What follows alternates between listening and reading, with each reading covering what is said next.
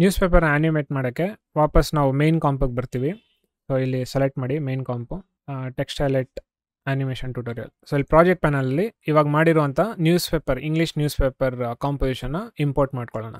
So ಇಲ್ಲಿ ಫೋಲ್ಡರ್ನಲ್ಲಿ pre ಅಂತಿದಲ್ವಾ, ಇದರೊಳಗಡೆ ಇದೆ. ಸೆಲೆಕ್ಟ್ ಮಾಡಿ ಇಲ್ಲಿ ಡ್ರಾಪ್ ಮಾಡ್ಕೋತಾ ಇದ್ದೀನಿ. ನಾವು ಅಬ್ಸರ್ವ್ ಮಾಡಿರೋ ಪ್ರಕಾರ ಇದನ್ನು 3D ಕನ್ವರ್ಟ್ ಮಾಡಬೇಕು, ಯಾಕಂದರೆ ಟಿಲ್ಟ್ ಆ್ಯನಿಮೇಷನ್ಸ್ ಎಲ್ಲ ಕೊಡ್ಬೇಕು ನಾವು, ಅದಕ್ಕೋಸ್ಕರ. ಸೊ ಇಲ್ಲಿ ನೀವು ಅಗೇನ್ ಮೋಡ್ಸಲ್ಲಿ ಇದ್ದೀವಿ, ನಾವು ಸ್ವಿಚಸ್ ಚೇಂಜ್ ಮಾಡಬೇಕು. ಸೊ ಅದಕ್ಕೆ ಟಾಗಲ್ ಮಾಡಿ, ಇಲ್ಲ F4 ಪ್ರೆಸ್ ಮಾಡಿ. ಇಲ್ಲಿ ಲಾಸ್ಟ್ ಐಕಾನ್ ಇರುತ್ತೆ ನೋಡಿ, ಇದನ್ನು ಸೆಲೆಕ್ಟ್ ಮಾಡಿ. ಸೊ ಇದು ಕ್ಯೂಬ್ ಥರ ಒಂದು ಬಾಕ್ಸ್ ಐಕಾನ್ ಇರುತ್ತೆ, ಇದು ಲೇಯರ್ನ 3D ಕನ್ವರ್ಟ್ ಮಾಡುತ್ತೆ. ಅಗೇನ್ ಇವಾಗ ನಮ್ಗೆ ಇಲ್ಲಿ ಬ್ಲ್ಯಾಕ್ ಬ್ಯಾಕ್ಗ್ರೌಂಡ್ ಇದೆ, ಅಂದರೆ ಇದು ಡಿಫಾಲ್ಟ್ ಆಗಿ ಕಾಂಪೋಸಿಷನ್ ಬ್ಯಾಕ್ಗ್ರೌಂಡು. ಇದು ಬ್ಲ್ಯಾಕ್ ಕಾಣಿಸ್ತಿದೆ, ಬಟ್ ಆ್ಯಕ್ಚುಲಾಗೆ ಟ್ರಾನ್ಸ್ಪರೆಂಟ್ ಇರೋದು. ಸೊ ಒಂದು ಬ್ಯಾಕ್ಗ್ರೌಂಡ್ ಹಾಕೊಳ್ಳೋಣ. ಸೊ ಇಲ್ಲಿ ಟೈಮ್ ಲೈನಲ್ಲಿ ಖಾಲಿ ಜಾಗ ಇದೆ, ರೈಟ್ ಕ್ಲಿಕ್ ಮಾಡಿ, ನ್ಯೂ ಸಾಲಿಡ್, ಇದಕ್ಕೆ BG ಅಂತ ಕೊಡ್ತೀನಿ. BG ಅಂದರೆ ಬ್ಯಾಕ್ಗ್ರೌಂಡ್. ಸೊ ಅಗೇನ್ ಯಾವ ಕಲರ್ ಬೇಕೋ ಸೆಲೆಕ್ಟ್ ಮಾಡಿ, ನಾನು ಇಲ್ಲಿ ವೈಟ್ ತೊಗೋತಾ ಇದ್ದೀನಿ. ಮೇಕ್ ಕಾಂಪ್ ಸೈಜ್, ಇದನ್ನು ಸೆಲೆಕ್ಟ್ ಮಾಡಿ. ಅಂದರೆ ನಿಮ್ಮ ಕಾಂಪೋಸಿಷನ್ ಯಾವ ಸೈಜ್ ಇರುತ್ತೆ ಆ ಸೈಜಿಗೆ ಬರುತ್ತೆ ಅದು. ಓಕೆ ಅಂತ ಕೊಡಿ. ಇಲ್ಲಿ ಬ್ಯಾಕ್ಗ್ರೌಂಡ್ ಕ್ರಿಯೇಟ್ ಆಗಿದೆ, ಇದನ್ನು ಹಿಂದೆ ಪ್ಲೇಸ್ ಮಾಡ್ಕೊಳ್ಳಿ. ನ್ಯೂಸ್ ಪೇಪರ್ ಮೇಲೆ ಇರುತ್ತೆ. ಇವಾಗ ಆ್ಯನಿಮೇಷನ್ ಕೊಡೋಣ. ಆ್ಯನಿಮೇಷನ್ ಕೊಡೋದು ತುಂಬ ಸಿಂಪಲ್ಲು, ಪೊಸಿಷನ್ ಮತ್ತು ರೊಟೇಷನ್ ಆ್ಯನಿಮೇಷನ್ಸು. ಸೊ ಇಲ್ಲಿ ನಾನು ಲೇಯರ್ ಸೆಲೆಕ್ಟ್ ಮಾಡಿಬಿಟ್ಟು P ಪ್ರೆಸ್ ಮಾಡ್ತಿದ್ದೀನಿ, ಪೊಸಿಷನ್. ಹಾಗೆಯೇ ಶಿಫ್ಟ್ ಇಟ್ಕೊಂಡು R ಪ್ರೆಸ್ ಮಾಡಿದ್ರೆ ರೊಟೇಷನ್ ಕೂಡ ಇದ್ರ ಜೊತೆ ಕಾಣಿಸುತ್ತೆ. ಹಾಗೆ ನಿಮಗೆ ಇದೆಲ್ಲ ಗೊತ್ತಾಗ್ತಿಲ್ಲ ಅಂತ ಹೇಳಿದ್ರೆ ಸಿಂಪಲ್ಲು ಲೇಯರ್ ಸೆಲೆಕ್ಟ್ ಮಾಡಿ, ಆರೋ ಓಪನ್ ಮಾಡಿ. ಇದರಲ್ಲಿ ನಿಮಗೆ ಟ್ರಾನ್ಸ್ಫಾರ್ಮು, ಮೆಟೀರಿಯಲ್ಲು, ಜಾಮಿಟ್ರಿ ಈ ಥರ ಬೇರೆ ಬೇರೆ ಆಪ್ಷನ್ ಸಿಗುತ್ತೆ. ಟ್ರಾನ್ಸ್ಫಾರ್ಮ್ ಆಪ್ಷನ್ಸ್ ಓಪನ್ ಮಾಡಿ, ಇದರಲ್ಲಿ ಎಲ್ಲ ಪ್ರಾಪರ್ಟೀಸ್ ಕಾಣಿಸುತ್ತೆ. ಸೊ ಇಷ್ಟೆಲ್ಲ ಉದ್ದ ಲೇಯರ್ನ ಓಪನ್ ಮಾಡ್ಕೊಂಡು ವರ್ಕ್ ಮಾಡೋ ಬದಲು ನನಗೆ ಯಾವ ಪ್ರಾಪರ್ಟಿ ಬೇಕು ಆ ಪ್ರಾಪರ್ಟಿ ಮಾತ್ರ ಕಾಣಿಸ್ಬೇಕು ಅಂತ ಹೇಳಿಬಿಟ್ಟು ಶಾರ್ಟ್ಕಟ್ಸ್ನ ಯೂಸ್ ಮಾಡ್ತಿರೋದು. ಆ್ಯಂಡ್ ನೀವು ಕೂಡ ಅಭ್ಯಾಸ ಮಾಡ್ಕೊಳ್ಳಿ ಈ ಥರದ್ದು, ಆವಾಗಲೇ ನಿಮ್ಮ ಆ್ಯನಿಮೇಷನ್ಸು ಅಥವಾ ವರ್ಕ್ ಫ್ಲೋ ಫಾಸ್ಟ್ ಆಗುತ್ತೆ. ಸೊ ಲೇಯರ್ ಸೆಲೆಕ್ಟ್ ಮಾಡಿ, P ಶಿಫ್ಟ್ R. ಆ್ಯಂಡ್ ಸದ್ಯಕ್ಕೆ ನಾವೇನು ಮಾಡ್ಬೋದು ಅಂತ ಹೇಳಿದ್ರೆ, ಅಗೇನ್ ಯಾವ್ಯಾವ ಟೈಟಲ್ಸ್ನ ಆ್ಯನಿಮೇಷನ್ ಅಥವಾ ಯಾವ ರೀತಿ ತೋರಿಸ್ಬೇಕು ಅನ್ನೋದನ್ನು ಪ್ಲ್ಯಾನ್ ಮಾಡ್ಕೋಬೇಕಿಲ್ಲಿ. ಆ್ಯಂಡ್ ನಮ್ಮ ಆ್ಯನಿಮೇಷನ್ ಡ್ಯೂರೇಷನ್ ಎಷ್ಟಿರುತ್ತೆ ಅದೆಲ್ಲ ಪ್ಲ್ಯಾನ್ ಮಾಡ್ಕೋಬೇಕು. ಸೊ ನಾನಿಲ್ಲಿ ಮೇಜರಾಗಿ ಪೊಸಿಷನ್ ಮತ್ತು ರೊಟೇಷನ್ ಇದೆಲ್ಲ ಆ್ಯನಿಮೇಟ್ ಮಾಡ್ತೀನಿ. ಸೊ ಅದಕ್ಕೆ ಏನು ಮಾಡ್ತೀನಿ, ಎಲ್ಲ ಕೀ ಫ್ರೇಮ್ ಆನ್ ಮಾಡ್ಕೋತೀನಿ. ಕೀ ಫ್ರೇಮ್ಸ್ ಕೊಟ್ಟಾದ್ಮೇಲೆ ಬಿಗಿನಿಂಗ್ ಯಾವ ರೀತಿ ಇರಬೇಕು ನಿಮ್ಮ ನ್ಯೂಸ್ ಪೇಪರ್, ಎಲ್ಲಿಂದ ಸ್ಟಾರ್ಟ್ ಆಗಬೇಕು ಆ್ಯನಿಮೇಷನ್, ಅದನ್ನ ಸೆಟ್ ಮಾಡ್ಕೊಳ್ಳಿ. ಸೊ ಇಲ್ಲಿ ನಾನು ಪೊಸಿಷನ್ ಎಲ್ಲ ಕ್ಲೀನಾಗಿ ಪ್ಲೇಸ್ ಮಾಡ್ಕೊಂಡಿದ್ದೀನಿ. ಸೊ ಸ್ವಲ್ಪ ಮೇಲಿತ್ತು, ಕೆಳಗಡೆ ಪ್ಲೇಸ್ ಮಾಡ್ಕೊಂಡಿದ್ದೀನಿ. ಸೊ ಮೇ ಬಿ ಇದು 820 ಕೊಡೋಣ. ನೆಕ್ಸ್ಟು 2 ಸೆಕೆಂಡ್ ಹತ್ರ ಬನ್ನಿ. ಇಲ್ಲಿ ಬಂದುಬಿಟ್ಟು ಏನಾಗಬೇಕು, ಇದಕ್ಕೆ ಯಾವ ರೀತಿ ಆ್ಯನಿಮೇಷನ್ ಆಗಬೇಕು ಅದನ್ನು ಪ್ಲ್ಯಾನ್ ಮಾಡ್ಕೊಳ್ಳಿ. ಸೊ ಇಲ್ಲಿ ನನಗೆ ಫುಲ್ ಟೈಟ್ಲ್ ಹತ್ರ ಝೂಮ್ ಇನ್ ಆಗಬೇಕು. ಸೊ ಅದಕ್ಕೆ ಈ ರೀತಿ ಮೂವ್ ಮಾಡ್ತೀನಿ. ಆ್ಯಂಡ್ ನೀವು ಆ್ಯನಿಮೇಷನ್ಸ್ ಕ್ರಿಯೇಟ್ ಮಾಡುವಾಗ, ಎಸ್ಪೆಷಲಿ 3D ಲೇಯರ್ಸ್ನಲ್ಲಿ ವರ್ಕ್ ಮಾಡುವಾಗ, ಆದಷ್ಟು ಟೈಮ್ ಲೈನಲ್ಲಿರುವಂಥ ಕೋಆರ್ಡಿನೇಟ್ಸಲ್ಲಿ ವರ್ಕ್ ಮಾಡೋಕ್ಕೆ ಟ್ರೈ ಮಾಡಿ. ಆ್ಯಕ್ಸಿಸ್ ಯೂಸ್ ಮಾಡಿಕೊಂಡು ವರ್ಕ್ ಮಾಡಬೇಡಿ. ಅಟ್ಲೀಸ್ಟ್ ಬಿಗಿನಿಂಗ್ ಸ್ಟೇಜಸ್ಸಲ್ಲಿ ವರ್ಕ್ ಮಾಡೋಕ್ಕೆ ಹೋಗಬೇಡಿ, ಯಾಕಂದರೆ ತುಂಬ ಕಷ್ಟ ಆಗುತ್ತೆ ನಿಮಗೆ. ಸೊ ಇಲ್ಲಿಂದ ವರ್ಕ್ ಮಾಡಿ, ಈಸಿ ಇರುತ್ತೆ. ನೆಕ್ಸ್ಟ್ ರೊಟೇಷನ್ಗೆ ನೀವು XYZ ಇಂಡಿವಿಜುವಲ್ ಆ್ಯಕ್ಸಿಸ್ ಇದೆಲ್ಲ, ಇದರಿಂದ ವರ್ಕ್ ಮಾಡಿ, ಇಲ್ಲಾಂದರೆ ಓರಿಯೆಂಟೇಷನಲ್ಲಿ ವರ್ಕ್ ಮಾಡಿ. ಯಾವುದಾದ್ರು ಒಂದು ಯೂಸ್ ಮಾಡ್ಕೊಳ್ಳಿ. 2 ಯೂಸ್ ಮಾಡಿದ್ರೆ ಸ್ವಲ್ಪ ತಲೆ ಕೆಡುತ್ತೆ, ಅದಕ್ಕೋಸ್ಕರ ನಾನು ಸಜೆಸ್ಟ್ ಮಾಡೋದು ಇಂಡಿವಿಜುವಲ್ ಆ್ಯಕ್ಸಿಸ್ ಯೂಸ್ ಮಾಡಿದ್ರೆ ಈಸಿ ಆಗುತ್ತೆ. ಯಾಕಂದರೆ ಸಿಂಪಲಾಗಿ ಗೊತ್ತಾಗುತ್ತೆ ಯಾವ ರೀತಿ ಆ್ಯನಿಮೇಷನ್ಸ್ ಬರುತ್ತೆ ಅಂತ ಹೇಳ್ಬಿಟ್ಟು. ಹಾಗೆ ನಿಮಗೆ ಗೊತ್ತಾಗಿಲ್ಲ ಯಾವ ಆ್ಯಕ್ಸಿಸ್ ಯಾವ ರೀತಿ ರೊಟೇಷನ್ ಬರುತ್ತೆ ಅಂದರೆ, ಅಗೇನ್ ಸಿಂಪಲ್ ಕ್ಲಿಕ್ ಮಾಡಿ ಡ್ರ್ಯಾಗ್ ಮಾಡಿ, ಆವಾಗ ನಿಮ್ಗೆ ಗೊತ್ತಾಗುತ್ತೆ ಯಾವ ರೀತಿ ತಿರುಗುತ್ತೆ, ರೊಟೇಟ್ ಆಗುತ್ತೆ ಅಂತ ಹೇಳ್ಬಿಟ್ಟು. ಅದ್ರ ಮೇಲೆ ನೀವು ವರ್ಕ್ ಮಾಡ್ಬೋದು. ಇಲ್ಲಾಂದರೆ ಅರ್ಥ ಮಾಡ್ಕೊಂಡು ಮಾಡ್ತೀರಾ ಅಂತ ಹೇಳಿದ್ರೆ ಸಿಂಪಲ್ಲು, ರೆಡ್ ಕಲರ್ ಬಂದು X axis left right, green colour ಬಂದು Y ಆ್ಯಕ್ಸಿಸ್ಸು ಮೇಲೆ ಕೆಳಗಡೆ, ಬ್ಲೂ ಬಂದು Z ಆ್ಯಕ್ಸಿಸ್ಸು, ಸೊ ಮುಂದೆ ಹಿಂದೆ. ಇದೆಲ್ಲ ಒಂದೊಂದು ಕಡ್ಡಿ ಅಂತ ಅಂದ್ಕೊಳ್ಳಿ. ಸೊ ಇವಾಗ ನೀವು X ರೊಟೇಷನ್ ಮಾಡಿದಾಗ X ಆ್ಯಕ್ಸಿಸ್ ಹಾರಿಸಾಂಟಲಿ ಒಂದು ಕಡ್ಡಿ ಇದೆ ನಿಮ್ಮ ಹತ್ರ, ಅದನ್ನು ತಿರುಗಿಸಿದಾಗ ಯಾವ ರೀತಿ ರೊಟೇಟ್ ಆಗುತ್ತೆ, ಮುಂದೆ ಹಿಂದೆ ಈ ರೀತಿ ರೊಟೇಟ್ ಆಗುತ್ತೆ. ಅದೇ ರೀತಿ Y ಆ್ಯಕ್ಸಿಸ್ಸು ಕಡ್ಡಿ ಸ್ಟ್ರೈಟ್ ಆಗಿ ಇಟ್ಕೊಂಡಿದ್ದೀರಾ, ಇದನ್ನು ರೊಟೇಟ್ ಮಾಡಿದಾಗ ಲೆಫ್ಟ್ ರೈಟ್ ಸೈಡ್ ರೊಟೇಷನ್ ಆಗುತ್ತೆ. ಅದೇ ರೀತಿ Z ಆ್ಯಕ್ಸಿಸ್ಸು, ಸೊ ಹಿಂಗೆ ಇಟ್ಕೊಂಡಿದ್ದೀರಾ ಸ್ಟ್ರೈಟಾಗೆ ಮುಂದೆ, ಸೊ ಇದನ್ನು ತಿರುಗಿಸಿದಾಗ clockwise anticlockwise rotation ಆಗುತ್ತೆ. ಇವಾಗ ನಿಮಗೆ ಯಾವ ಆ್ಯಕ್ಸಿಸ್ ರೊಟೇಷನ್ ಮಾಡಬೇಕು ನಿಮಗೆ ಬೇಕಾಗಿರೋ ಥರ ಅಂತ ಆರಾಮಾಗಿ ಗೊತ್ತಾಗುತ್ತೆ. ಇಲ್ಲಿ ನಾನು ಓರಿಯೆಂಟೇಷನ್ನ ಯೂಸ್ ಮಾಡ್ತೀನಿ. ಹಾಗೆ ನಾನು ಯೂಶ್ವಲಿ XYZನಲ್ಲೇ ವರ್ಕ್ ಮಾಡೋದು, ಬಟ್ ನೋಡೋಣ ಓರಿಯೆಂಟೇಷನಲ್ಲಿ ಹೇಗೆ ವರ್ಕ್ ಮಾಡ್ಬೋದು ಅಂತ. ಸೊ ಈ ಥರ ಅಗೇನ್ ಇದು ಸ್ವಲ್ಪ ನೀವು ಟ್ರಯಲ್ ಆ್ಯಂಡ್ ಎರರ್ ಈ ಥರದ್ದೆಲ್ಲ ಮಾಡಬೇಕಾಗತ್ತೆ ಓರಿಯೆಂಟೇಷನಲ್ಲಿ. ಆ ರೀಸನ್ಗೋಸ್ಕರ ಅಷ್ಟು ಯೂಸ್ ಮಾಡಲ್ಲ ನಾನು. ಇದು ಸಿಂಪಲ್ ವ್ಯಾಲ್ಯೂಸ್ ಚೇಂಜ್ ಮಾಡಿ, ನಿಮಗೆ ಬೇಕಾಗಿರೋ ಥರ ಔಟ್ಪುಟ್ ಬರ್ತಾ ಇದೆಯಾ ನೋಡ್ಕೊಳ್ಳಿ, ಅದ್ರ ಮೇಲೆ ಅಂದಾಜಾಗೆ ಅಡ್ಜಸ್ಟ್ ಮಾಡ್ಕೊತಾ ಹೋಗಿ ಅಷ್ಟೇ. ಸೊ ಮೇ ಬಿ ಈ ಲುಕ್ಕು ಪರವಾಗಿಲ್ಲ ಅನಿಸುತ್ತೆ. ಆ್ಯಂಡ್ ಇಲ್ಲಿ ನೋಡ್ಬೋದು ಸ್ವಲ್ಪ ಪೇಪರ್ ದೂರ ಹೋಗ್ತಾ ಇದೆ, ಸೊ ಅದಕ್ಕೆ ಮತ್ತೆ ಇದನ್ನು ಝೂಮ್ ಇನ್ ಮಾಡ್ಕೋತೀನಿ. ಅಗೇನ್ ಇಷ್ಟೇ ಝೂಮ್ ಇನ್ ಮಾಡಬೇಕು, ಅಷ್ಟೇ ಝೂಮ್ ಇನ್ ಮಾಡಬೇಕು ಆ ಥರ ಎಲ್ಲ ಏನಿಲ್ಲ, ನಿಮಗೆ ಎಷ್ಟು ಬೇಕು ಅಷ್ಟು ಪ್ಲೇಸ್ ಮಾಡ್ಕೊಳ್ಳಿ. ಆ್ಯಂಡ್ ಇದು ಸ್ವಲ್ಪ ಲೆಫ್ಟ್ ಸೈಡಲ್ಲಿ ತೊಗೊಂಬರ್ತೀನಿ. ಸೊ ಇವಾಗ ನಾವು ಪ್ಲೇ ಮಾಡಿದ್ರೆ ಫಸ್ಟ್ ಆ್ಯನಿಮೇಷನ್ನ ಕ್ರಿಯೇಟ್ ಮಾಡಿದ್ದೀವಿ. ನೆಕ್ಸ್ಟ್ 4 ಸೆಕೆಂಡ್ ಹತ್ರ ಬರ್ತಿದ್ದೀನಿ. ಇವಾಗ ಕೆಳಗಡೆ ಹೋಗೋಣ. ಸೊ ವೈ ಆಕ್ಸಿಸ್ ಕೆಳಗೆ ಮೂವ್ ಮಾಡೋಕ್ಕೆ. ಸೊ ಇಲ್ಲಿ ಬರುವಾಗ ಇದನ್ನು ಆಪೋಸಿಟ್ ಡೈರೆಕ್ಷನಲ್ಲಿ ಟಿಲ್ಟ್ ಮಾಡೋಣ. ಸೊ ಕೆಳಗೆ ತೊಗೊಂಬನ್ನಿ, ಈ ಕಡೆ ರೊಟೇಷನ್, ಈ ಕಡೆ ಮೂವ್ಮೆಂಟ್ ಸ್ವಲ್ಪ. ಸಖತ್ತಾಗಿದೆ. ಆ್ಯಂಡ್ ಆದಷ್ಟು ಏನಂತ ಹೇಳಿದ್ರೆ, ನೀವೇನು ಕಂಟೆಂಟ್ನ ತೋರಿಸ್ಬೇಕಂತಿದ್ದೀರಾ ಅದು ಆದಷ್ಟು ಸೆಂಟ್ರಲ್ಲಿ ಇಟ್ಕೊಳ್ಳಿ. ಸೊ ದ್ಯಾಟ್ ನಾವು ಇವಾಗ ಬ್ಲರ್ರು ಅದಿದೆಲ್ಲ ಕೊಡ್ತೀವಲ್ಲ, ಅವಾಗ ಇಲ್ಲಿ ಫೋಕಸ್ ಆಗುತ್ತೆ ಅದು ಚೆನ್ನಾಗಿ. ಸೊ ಇವಾಗ ನಾವು ಪ್ಲೇ ಮಾಡಿದಾಗ ಈ ಥರದೊಂದು ಆ್ಯನಿಮೇಷನು, ಆಮೇಲೆ ಈ ಥರ ಫೈನ್. ಆ್ಯಂಡ್ ಇವಾಗ ಇಲ್ಲಿ ನೋಡ್ಬೋದು, ಇಲ್ಲಿ ಆಲ್ರೆಡಿ ಆ ಟೈಟ್ಲ್ ಹೈಲೈಟ್ ಆ್ಯನಿಮೇಷನ್ ಆಗಿಬಿಟ್ಟಿದೆ. ಇಲ್ಲಿ ಬಂದಾಗ ಆ್ಯನಿಮೇಷನ್ ಮೇ ಬಿ ಸ್ಟಾರ್ಟ್ ಆಗ್ತಿರಬೇಕು, ಆ ಥರದ್ದೇ ಏನೋ ಇರಬೇಕು ಅಂದ್ಕೊಳ್ಳಿ. ಸೊ ಮೇ ಬಿ ಇಲ್ಲಿ ಬಂದಾಗ ಆ್ಯನಿಮೇಷನ್ ಸ್ಟಾರ್ಟ್ ಆಗಬೇಕು.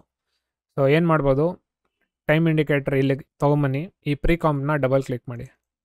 ಸೊ ನಮ್ಮ ಆ್ಯನಿಮೇಷನ್ ಇಲ್ಲಿ ಸ್ಟಾರ್ಟ್ ಆಗಬೇಕು ಅಂತ ಗೊತ್ತಾಗುತ್ತೆ. ಈ ಲೇಯರ್ನ ಇಲ್ಲಿ ಮೂವ್ ಮಾಡ್ಕೊಳ್ಳಿ ಅಷ್ಟೆ. ವಾಪಸ್ ನೀವು ಮೇನ್ ಕಾಂಪಿಗೆ ಬಂದಾಗ ಇಲ್ಲಿ ನೋಡ್ಬೋದು ಈ ರೀತಿ. ನೆಕ್ಸ್ಟು 4ಇಂದ ಮತ್ತೆ 6ಗೆ ವಾಪಸ್ ಹೋಗಬೇಕು. ಸೊ ಮೇ ಬಿ ಇವಾಗ ನೀವು ಒರಿಜಿನಲ್ ಪೊಸಿಷನ್ ಏನಿತ್ತು ಅದಕ್ಕೆ ವಾಪಸ್ ಹೋಗ್ಬೇಕಂದ್ರೆ ಸಿಂಪಲ್ ಇದೆರಡು ಕಾಪಿ ಪೇಸ್ಟ್ ಮಾಡಿ. ಮೇ ಬಿ ಇವಾಗ ನೀವು ಆ ಆ್ಯನಿಮೇಷನ್ ಹೈಲೈಟ್ ಆಗಿರೋದು ತೋರಿಸ್ಬೇಕಂದ್ರೆ ಸ್ವಲ್ಪ ಮೇಲ್ ತೊಗೊಂಡೋಗಿ ಅಷ್ಟೆ. ಇವಾಗ ನಾವು ಪ್ಲೇ ಮಾಡಿದಾಗ ಸ್ಟಾರ್ಟಿಂಗ್ ಈ ಆ್ಯನಿಮೇಷನ್ ಕಾಣಿಸುತ್ತೆ, ನೆಕ್ಸ್ಟು ಇಲ್ಲಿ ಆ್ಯನಿಮೇಷನ್ ಬರುತ್ತೆ, ನೆಕ್ಸ್ಟು ಈ ರೀತಿ. ಸೊ ಇಲ್ಲಿ ಇನ್ನೊಂಚೂರು ನಾವು ಇದು ಮಾಡ್ಬೋದು. ಸೊ ಮೇ ಬಿ ಇಲ್ಲಿ ಬರೋವಾಗ ಆಲ್ರೆಡಿ ಹೈಲೈಟ್ ಆ್ಯನಿಮೇಷನ್ ಬರ್ತಾ ಇರುತ್ತೆ, ಆ ಥರ ಬೇಕು ನಮಗೆ. ಸೊ ಇನ್ನೊಂಚೂರು ಹಿಂದೆ ತೊಗೊಂಬರ್ತೀನಿ.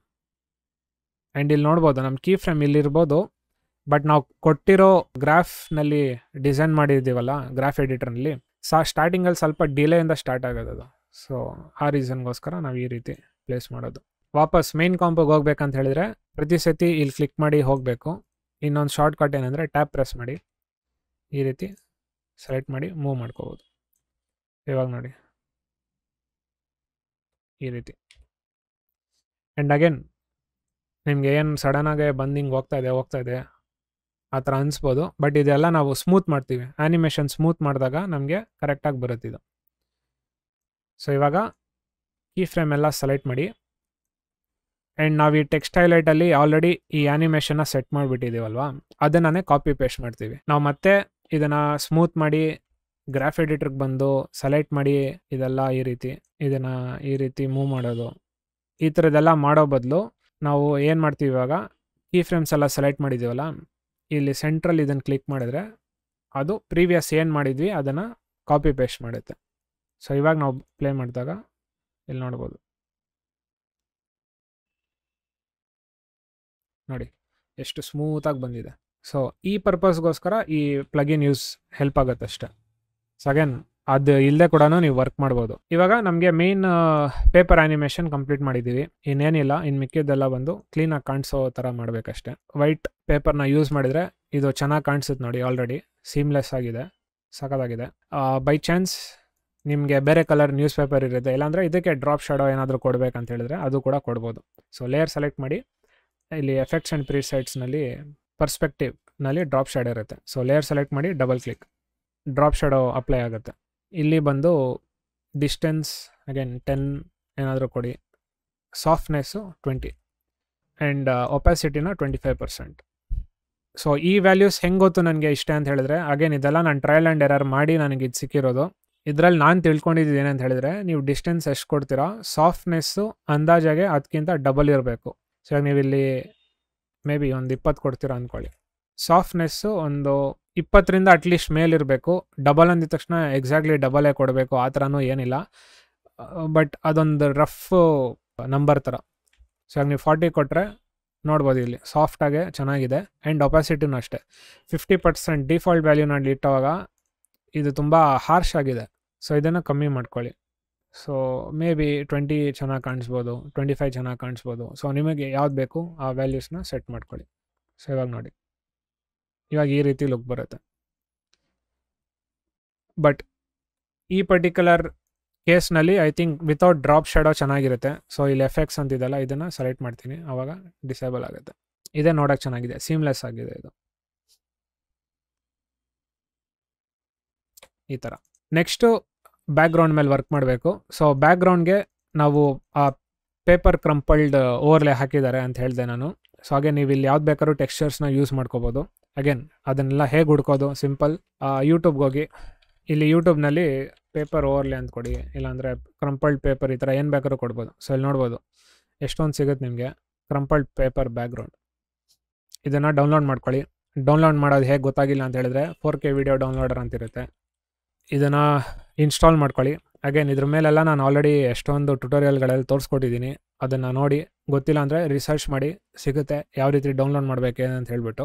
ನಿಮ್ಗೆ ಇದೆಲ್ಲ ತುಂಬ ತೊಂದರೆ ಅಂತ ಹೇಳಿದ್ರೆ ಎನ್ವಾಟೋ ಸಬ್ಸ್ಕ್ರಿಪ್ಷನ್ ಪರ್ಚೇಸ್ ಮಾಡ್ಕೊಳ್ಳಿ, ಎಲ್ಲ ನಿಮ್ಗೆ ಇದರಲ್ಲಿ ಸಿಗುತ್ತೆ.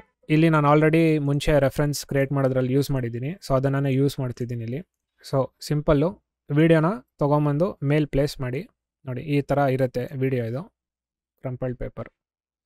ಸೊ ಇವನೇನು ಮಾಡಿದ್ದಾನೆ ಅಂದರೆ ಅರ್ಧ ಮಾತ್ರ ಕೊಟ್ಟಿದ್ದಾನೆ, ಮೋಸ ಮಾಡಿಬಿಟ್ಟಿದ್ದಾನೆ, ಪರವಾಗಿಲ್ಲ. ಸೊ ಎಲ್ಲಿವರೆಗೆ ಬರುತ್ತೆ ಅಲ್ಲಿವರೆಗೆ ಪ್ಲೇಸ್ ಮಾಡಿ, ಎಡ್ಜಿಗೆ ಬಂದುಬಿಟ್ಟು ಇಲ್ಲಿ ಕಟ್ ಮಾಡ್ಕೊಳ್ಳಿ ಅಷ್ಟೆ. ಇದನ್ನು ಲೂಪ್ ಮಾಡಬೇಕಷ್ಟೆ. ಲೂಪ್ ಅಂದರೆ ಡೂಪ್ಲಿಕೇಟ್ ಮಾಡಿ ಮೂವ್ ಮಾಡಿಕೊಂಡು ಇದೆಲ್ಲ ಎಂಡ್ ಆಗುತ್ತೆ ಅಲ್ಲಿ ಮತ್ತೆ ರಿಪೀಟ್ ಮಾಡಿ ಅಷ್ಟೆ.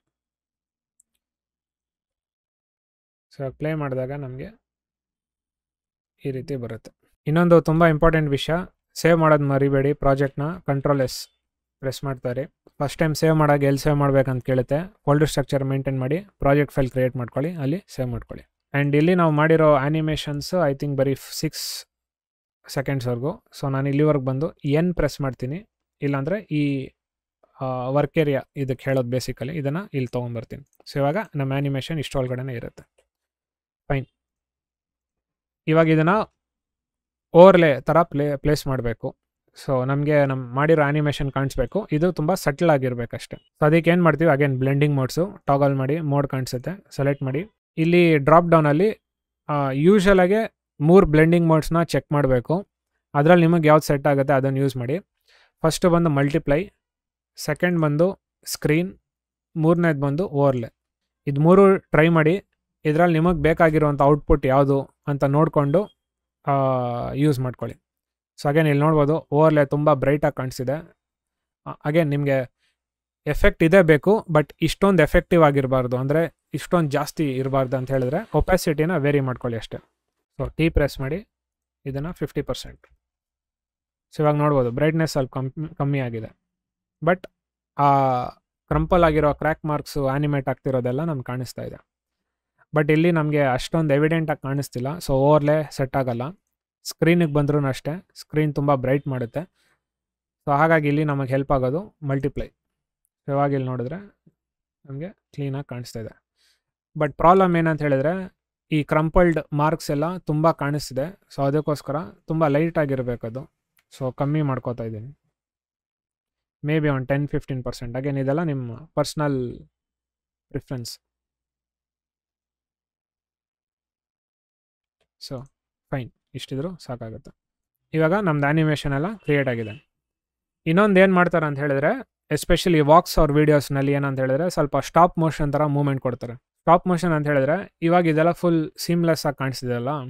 ಸ್ಟಾಪ್ ಮೋಷನ್ ಏನಂತ ಹೇಳಿದ್ರೆ ಅದು ಸ್ವಲ್ಪ ವಿಡಿಯೋ ಹಿಡ್ದಂಗೆ ಕಾಣಿಸುತ್ತೆ, ನಮಗೆ ಲ್ಯಾಗ್ ಥರ ಇರುತ್ತೆ. ಅದನ್ನು ಯಾವ ರೀತಿ ಅಚೀವ್ ಮಾಡೋದು ಅಂತ ಹೇಳಿದ್ರೆ ಪೋಸ್ಟರೈಸ್ ಟೈಮ್ ಅಂತ ಒಂದು ಎಫೆಕ್ಟ್ ಇದೆ, ಅದನ್ನು ಯೂಸ್ ಮಾಡ್ಕೊಂಡು ನಾವು ಮಾಡ್ತೀವಿ. ಸೊ ಬೇಸಿಕಲಿ ವಿಡಿಯೋ ಅಂದರೆ ಏನು, ಎಷ್ಟೊಂದು ಫೋಟೋಸು ನಾವು ಕಂಟಿನ್ಯೂಸ್ ಆಗಿ ಒಂದು ಸ್ಟ್ರೆಚಲ್ಲಿ ನೋಡಿದಾಗ ನಾವು ಒಂದು ಆ್ಯನಿಮೇಷನ್ ಕಾಣಿಸುತ್ತೆ. ಸೊ ಇಲ್ಲಿ ನಾವು ತೊಗೊಂಡಿರೋ ಕಾಂಪೋಸಿಷನು 30 ಫ್ರೇಮ್ಸು, ಅಂದರೆ 1 ಸೆಕೆಂಡಲ್ಲಿ 30 photos back to back play ಆದಾಗ ನಮಗೆ ಈ ಆ್ಯನಿಮೇಷನ್ ಕಾಣಿಸೋದು. ಸೊ 1 ಸೆಕೆಂಡಲ್ಲಿ 30 ಫ್ರೇಮ್ ಬದಲು ನಾವೇನಾದರೂ ಅರ್ಧ ಮಾಡಿದ್ರೆ ನಮಗೆ ಆ ಜಂಪ್ ಎಫೆಕ್ಟ್ ಥರ ಕಾಣಿಸುತ್ತೆ. ಅದನ್ನು ಮಾಡೋಕ್ಕೆ ನಾವು ಪೋಸ್ಟರೈಸ್ ಟೈಮ್ ಅನ್ನೋ ಎಫೆಕ್ಟ್ನ ಯೂಸ್ ಮಾಡ್ತೀವಿ ಆ ಫ್ರೇಮ್ಸ್ ಜೊತೆ ಆಟಾಡೋಕ್ಕೆ. ಸೊ ಅದಕ್ಕೆ ನಾವೇನು ಮಾಡ್ತೀವಿ, ಇಲ್ಲಿ ಫಸ್ಟು ಒಂದು ಅಡ್ಜಸ್ಟ್ಮೆಂಟ್ ಲೇಯರ್ನ ಕ್ರಿಯೇಟ್ ಮಾಡ್ತೀವಿ.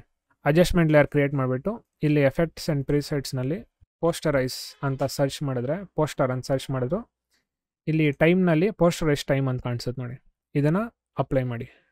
ಇಲ್ಲಿ ನೋಡ್ಬೋದು ನೀವು ಫ್ರೇಮ್ ರೇಟ್ ಡಿಫಾಲ್ಟ್ ಆಗಿ 24 ಅಂತ ಕೊಡುತ್ತೆ. ಇವಾಗ ನಾವು ಪ್ಲೇ ಮಾಡಿದ್ರೆ ನೀವು ನೋಡ್ಬೋದು 24 ಫ್ರೇಮ್ಸ್ಗೆ ಸ್ವಲ್ಪ ಲ್ಯಾಗ್ ಥರ ಅನಿಸ್ಬೋದು ನಮಗೆ. ಇದನ್ನ ಕಮ್ಮಿ ಮಾಡಿ. ಸರ್ ನಮ್ಮದು ಕಾಂಪೋಸಿಷನ್ ಬಂದು 30 ಇದ್ದಿದ್ದು, ಇವಾಗ ನಾನು 15 ಕೊಟ್ಟಿದ್ದೀನಿ, ಅಂದರೆ ಅರ್ಧ ಫ್ರೇಮ್. ಸೊ ಇದು ನೋಡಿ, ಇದು ಒಂಥರ ಆ ನ್ಯೂಸ್ದು ಚಾನಲ್ದು ಇರುತ್ತೆ ನೋಡಿ, ಸ್ವಲ್ಪ ಆ ಥರದ್ದು ಲುಕ್ ಬರ್ತಾ ಇದೆ, ಸೀರಿಯಸ್ ಥರ. ಇನ್ನೂ ಬೇಕಾದ್ರೆ ಕಮ್ಮಿ ಮಾಡ್ಬೋದು 12, ಬಟ್ ತುಂಬ ಕಮ್ಮಿ ಕೊಡೋಕೆ ಹೋಗ್ಬೇಡಿ. ಸೊ ಈ ರೀತಿ ಇವಾಗ ನೋಡಿ, ನೀವು 1 ಕೊಟ್ಟರೆ 1 ಸೆಕೆಂಡಿಗೆ 1 ಫ್ರೇಮ್ ಥರ ಬರುತ್ತದು, ಆ ಲೆಕ್ಕದಲ್ಲಿ ಬರುತ್ತಿದ್ದು ಈ ಥರ. ಸೊ ಇದು ನೋಡಿ, ಟ್ರಯಲ್ ಆ್ಯಂಡ್ ಎರರ್ ಮಾಡಿ ನಿಮ್ಗೆ ಯಾವ್ದು ಸೆಟ್ ಆಗುತ್ತೆ ಅದನ್ನು ಕೊಡಿ ಅಷ್ಟೇ.